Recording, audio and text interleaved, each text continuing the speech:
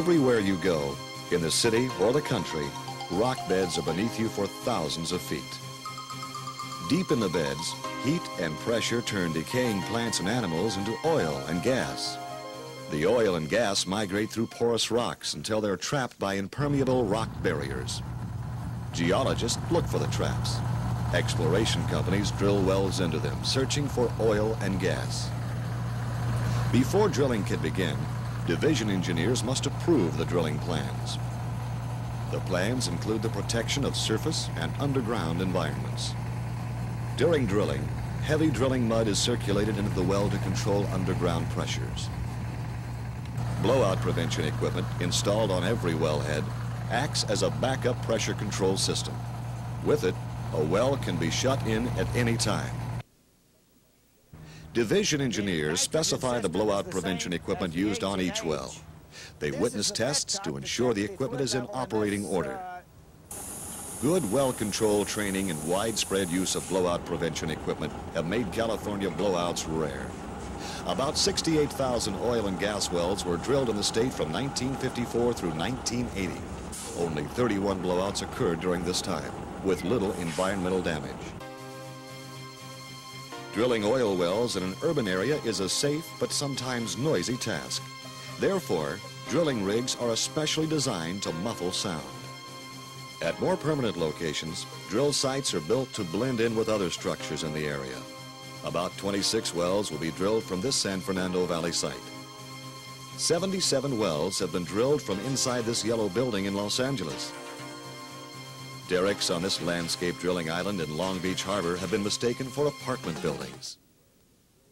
Most oil and gas wells are drilled through water zones.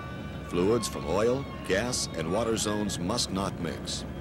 To prevent this during drilling, heavy mud is pumped into the well bore. These zones are sealed when sections of pipe, called casing, are cemented in the hole. Cement is pumped down the well, through the casing, out beneath it, and back to the surface. To check the cement seal, operators may be required to conduct a water shutoff test witnessed by a division engineer. The casing is perforated through productive oil and gas zones. Depending on reservoir type and pressure, different kinds of production equipment are installed. The amount of oil and gas produced from every well is reported to the division each month. Sometimes, sumps are dug on oil and gas leases. The sumps, open depressions holding oil and water, can be dangerous to wildlife. 12 years ago, the division began to locate and classify California oil field sumps. Today, all of the hazardous sumps have been screened or eliminated. Good housekeeping is encouraged at all oil and gas leases. This makes leases more attractive, safer, and environmentally acceptable. Each year, recipients are chosen for a lease award. Dry holes and wells no longer commercially productive are abandoned. To abandon a well, cement is placed across all oil zones, freshwater, saltwater contact zones, and at the surface.